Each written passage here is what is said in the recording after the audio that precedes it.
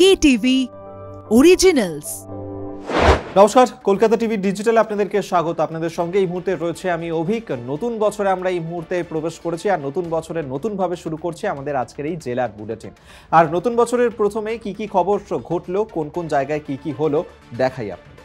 আবহাওয়ার খবর দিয়ে শুরু করি। ফের কনকনে ঠান্ডা উপভোগ করছে বঙ্গবাসী, তবে জাঁকিয়ে শীত এখনই নয়। আলিপুর আবহাওয়া অফিস জানিয়েছে জাঁকিয়ে শীত পড়তে আরও বেশ কিছুদিন অপেক্ষা করতে হবে, আরও দিন শতকের অপেক্ষায় থাকতে হবে রাজ্যবাসীকে।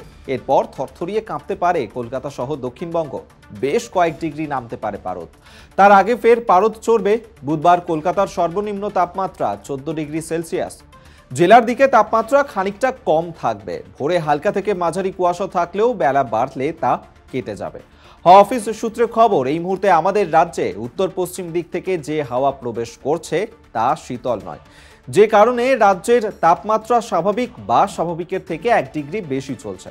আগামী 5 ও 6 তারিখ দক্ষিণবঙ্গের বেশ কিছু জেলাতে হালকা বৃষ্টি হতে পারে, এমনটাই সম্ভাবনা। তবে কলকাতায় আগামী শুক্রবারের পর থেকে তাপমাত্রা ফের কিছুটা বাড়বে বলেই জানিয়েছে আলিপুর আবহাওয়া দফতর।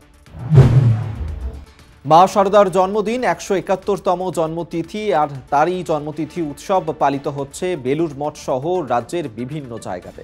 কলকাতার বাগবাজারের মায়ের বাড়ি, কামারপুকুর সহ রাজ্যের সর্বত্রই ভক্তি শ্রদ্ধার সঙ্গেই পালিত হচ্ছে দিনটি। সকাল থেকেই হাজার হাজার ভক্তের ভিড় দেখা যায় বেলুড় মঠের মায়ের মন্দিরে।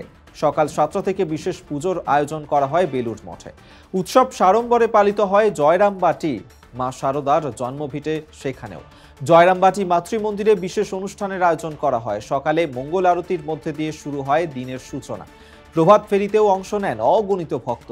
দিনভর বিশেষ পুজো পাঠের পাশাপাশি নানান অনুষ্ঠান চলছে জয়রামবাটির মাতৃমন্দিরে। বেলুড় মঠেও এদিন ভোর 4:45টায় মঙ্গল আরতির মধ্যে দিয়ে শুরু হয় অনুষ্ঠান। তারপর হয় বেদপাঠ, স্তব গান, ভজন। বিশেষ পুজোর আয়োজন করা হয়েছিল সকাল 7টার সময়। এছাড়াও সারা দিন ধরে চলে মাতৃসঙ্গীত, কথাপাঠ, ভক্তিগীতি, গীতিনাট্য, শ্যামা সঙ্গীত, পদাবলী কীর্তন, ধর্মসভা, সন্ধ্যারতি ও ভজন। সামনে 24 লোকসভা নির্বাচন, আর লোকসভা ভোটের আগে তৃণমূলের গোষ্ঠী কোন্দল অব্যাহত রইল। নবীন প্রবীণ দ্বন্দ্ব নিয়ে যখন জোর চর্চা শাসক দল তৃণমূলকে নিয়ে, চন্দ্রকোনায় শাসক দলের দুই গোষ্ঠীর দ্বন্দ্বে তালা পড়ছে এক বুথ কার্যালয়। পঞ্চায়েত ভোটে এলাকায় জয়ী হয়েছে তৃণমূলেরই গোজ নির্দল সদস্য। নির্দলের মদত দেওয়ার অভিযোগ উঠেছে তৃণমূলের অঞ্চল সহসভাপতির বিরুদ্ধে। অন্যদিকে অঞ্চল সভাপতি ও সহসভাপতির কোন্দলে কার্যালয়ে যাওয়া বন্ধ করেছেন অঞ্চল সভাপতি। দ্বন্দ্ব মেটাতে একাধিক বৈঠক আলোচনা হলেও ফলপ্রসূ হয়নি। তৃণমূল নেতা কর্মীরা চাইছেন দলের কার্যালয়ে বসতে, কিন্তু নির্দলদের দাবি তারা জয়ী হয়েছে, তাই দলীয় কার্যালয়ে তারাই বসবে। দলীয় কার্যালয় দখলকে ঘিরে ফের প্রকাশ্যে এলো চন্দ্রকোনা তৃণমূলের গোষ্ঠী কোন্দল। পরের খবর দিই, কেন্দ্রীয় সরকারের নয়া পরিবহন আইন আনার প্রতিবাদে রাজ্য জুড়ে ধর্মঘট তো চলছেই। বাস এবং ট্রাক ড্রাইভাররা তারা ধর্মঘট করছেন, যদিও এই আইন এখনই আনবে না সরকার। মঙ্গলবার এরকমই একটা আশ্বাস দেওয়া হয়েছে। বুধবার বেলডাঙ্গা 34 নম্বর জাতীয় সড়ক অবরোধ করে বিক্ষোভ শুরু করে ট্রাক চালকরা।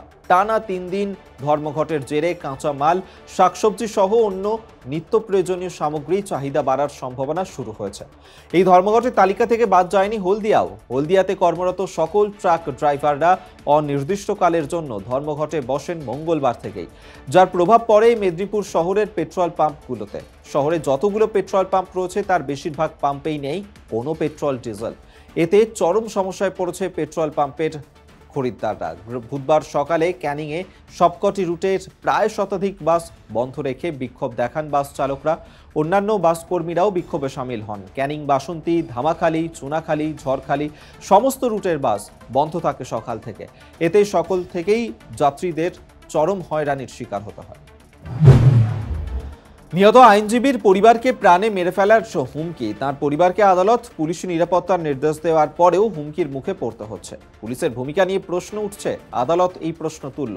হাইকোর্টের বিচারপতি জয় সেনগুপ্তর নির্দেশ ছিল সুন্দরবন পুলিশ জেলার এসপিকে তদন্তে নজরদারি চালাতে হবে। পরবর্তী শুনানিতে ডায়মন্ড হারবারের এসিজেএম আদালতে ওই রায়ের কপি পেশ করতে হবে। পিয়ালির পরিবারকে পুলিশি নিরাপত্তা দিতেও বলা হয়। কেন পুলিশ নিজে খুনের ধারা প্রয়োগ করল না, কেন হাইকোর্ট হস্তক্ষেপ করার পরে খুনের ধারা দেওয়া হলো, তা নিয়েই তদন্তকারীদের ভূমিকায় উষ্মা প্রকাশ করেছে আদালত। জঙ্গল থেকে বেরিয়ে চা বাগান এলাকায় ঘুরে ফিরে বেড়াচ্ছে বুনো হাতির দল। রাতের অন্ধকারে হাতির দল দেখতে পেয়ে আতঙ্কিত হয়ে পড়লেন চা বাগানের শ্রমিকরা। আলিপুরদুয়ার জেলার কালচিনি চা বাগানের এই ঘটনা গতকাল রাতের বেলায় বক্সা ব্যাঘ্র প্রকল্পের জঙ্গলে থেকেই খাবারের লোভে একটি বুনো হাতির দল কালচিনি চা বাগান এলাকাতে ঢুকে পড়ে। হাতির দলটি চা বাগানের কুঠি লাইন, গুদাম লাইন সংলগ্ন বেশ কয়েকটি এলাকাতে দাপিয়ে বেড়ায়। স্থানীয়রা পটকা ফাটিয়ে হাতির দলকে তাড়ানোর চেষ্টা চালায়। ঘটনার খবর পেয়ে ঘটনাস্থলে পৌঁছায় বক্সা ব্যাঘ্র প্রকল্পের বনকর্মীরা। প্রায় কয়েক ঘন্টা পর হাতির দল জঙ্গলের দিকে চলে যায়। গঙ্গাসাগর মেলাকে সুরক্ষিত করতে গঙ্গাসাগর মেলা হিসেবেই গড়ে তুলতে বদ্ধপরিকর রাজ্য সরকার। মেলার অন্তিম প্রস্তুতি একেবারেই তুঙ্গে। 8 তারিখ থেকে শুরু হচ্ছে গঙ্গাসাগর মেলা। নতুন সাজে সেই কারণেই সেজে উঠেছে গঙ্গাসাগরের কপিলমুনি মন্দির এবং মেলা প্রাঙ্গণ। পাশাপাশি সাজিয়ে তোলা হচ্ছে কচুবেড়িয়া এবং লট নম্বর 8 জেটি ঘাট। মেলা প্রাঙ্গণে অগ্নিকাণ্ডের ঘটনা এড়াতে এবারের গঙ্গাসাগর মেলাতে বিশেষ ব্যবস্থা গ্রহণ করেছে দমকল বিভাগ। মেলার প্রাঙ্গণ, lot number 8, Namkhana point, Kachuberia point এবং কুলপির বাফার জোন মিলে সর্বমোট 11টি অস্থায়ী দমকল কেন্দ্র তৈরি করা হচ্ছে। পাশাপাশি গঙ্গাসাগর মেলা প্রাঙ্গণ সহ মেলার প্রত্যেকটা পয়েন্ট জুড়েই থাকছে 50টি দমকলের ইঞ্জিন। মেলার প্রতিটি পয়েন্টে মিলে সর্বমোট 70টি বুলেটও থাকছে। এছাড়াও অগ্নিকাণ্ডের ঘটনা ঘটলে দ্রুত এলাকায় পৌঁছে যাবে দমকল কর্মীরা। গঙ্গাসাগর মেলা প্রাঙ্গণ সহ মেলার প্রতিটি পয়েন্ট মিলে থাকবে প্রায় 300 জন দমকল কর্মী। প্রতিটি বুলেটে অগ্নি নির্বাপকের ব্যবস্থাও থাকছে।